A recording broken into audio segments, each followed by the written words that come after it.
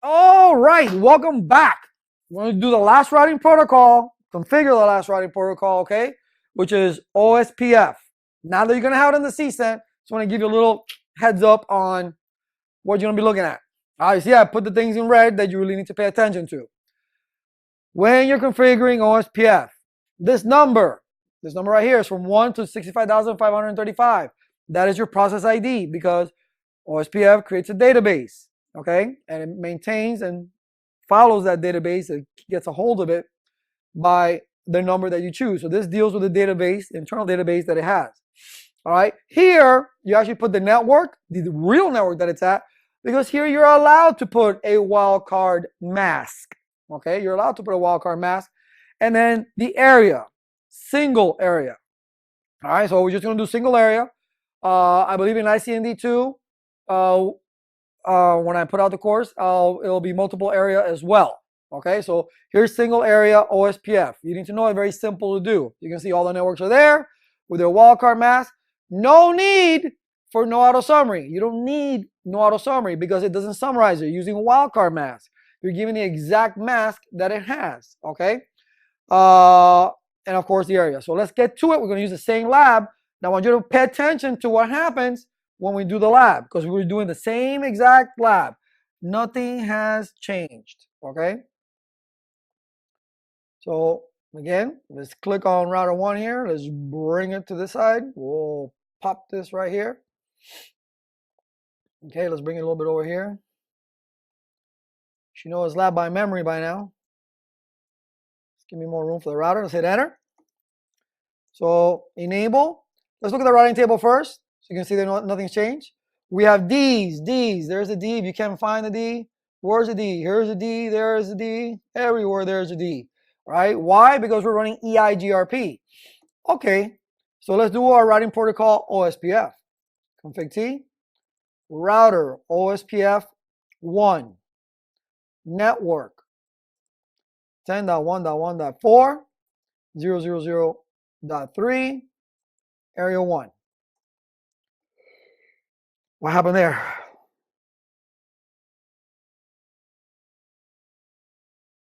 Oh, I forgot the period. Forgot the period. And then we have the 192. So net 192.168.1.16, right? Now we have a 240 mask there, right? We're incrementing by 16. So the wildcard mask is 1 less the increment. Area 1. Same thing. Done deal. DWR. All right, let's go to the second router. Pop that bad boy in there. Okay. So we're going to do enable. Conf T. Router OSPF 1. The database number doesn't have to be the same, but I'm not going to do anything different. So net 10.1.1.4 3 area 1. Now OSPF is not the fastest thing in the world. It's a little bit slower than EIGRP. All right, and then we have network. Well, I can just up arrow really, and then I'm just going to change this to the 8. Okay, and then we have the 192.168.132. Net 192.168 dot 168 dot 1 dot 32 0.0.0.15 area 1. So we got three different networks in there. We need to advertise the networks that we're doing, right? UWR that we're connected to, directly connected to. And then the last one, put this guy right here. It's 2 networks. So conf T, router OSPF, my God, router OSPF 1, net 10.1.1.8, 0.0.0.3. Watch, full loading done. I'm gonna wait for it. Gonna wait? All right. So I'm not gonna wait for it. Net 172. You see, this is why I hate the thing with OSPF. Okay, I'm gonna up arrow. Net 172.16.1.0.000.255 area 1 WR. Control Z. So we configured our OSPF correctly. Let's look at our routing table now. And we saw we got updates, right? Full loading done. That means they recognize each other as neighbors. Show IP route. Can type. Hey, we still have these. What's going on with that? Why do we still have these? Why? Why isn't OSPF working? Because ERGRP has an administrative distance right here. Come on now. Of 90. OSPF has an administrative distance of 110. So it'll never make it to the routing table. So we got to get rid of EIGRP. We don't have to get rid of RIP because RIP is 120.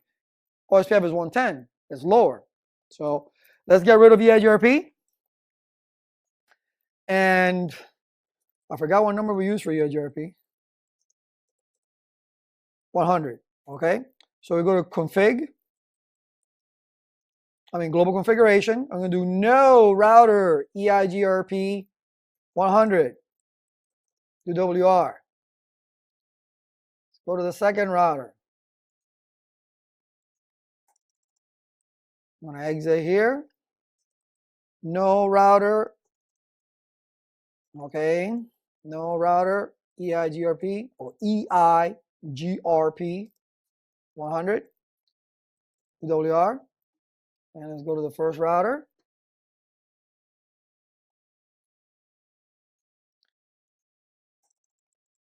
And we'll exit.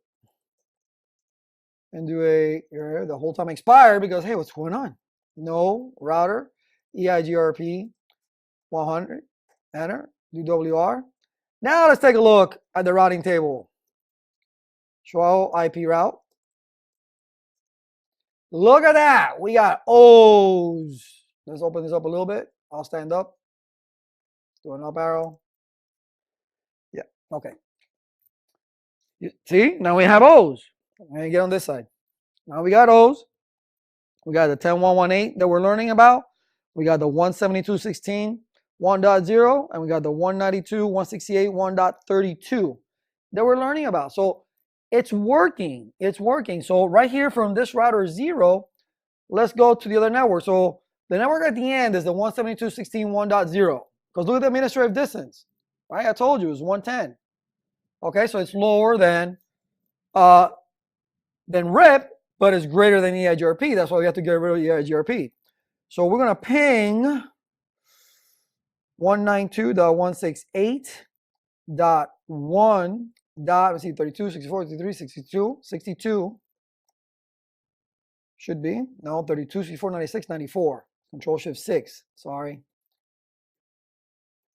It's 94. Because if you increment by 16, 16 and 16 is 32. And 16 is 48, 47, 46.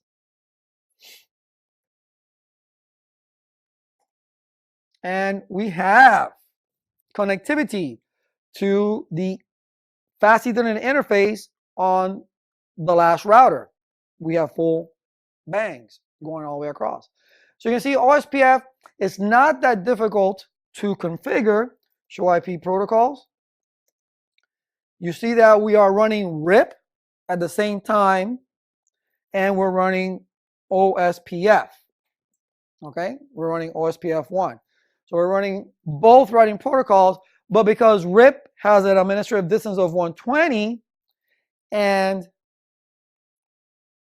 OSPF has an administrative distance of 110, that's why OSPF made it to the routing table.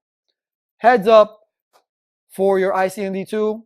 This is knowledge that you need to know anyway, whether it's for the certification that you will need to know, okay, but for real world.